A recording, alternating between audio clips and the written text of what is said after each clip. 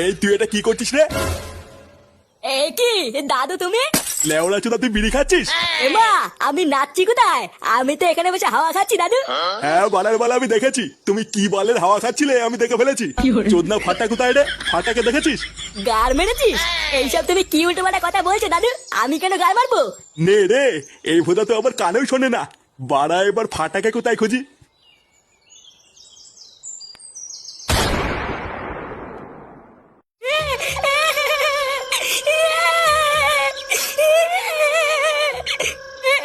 মায়া আমাকে ছেড়ে দে, নাহলে কিন্তু গার মেরে দেবো।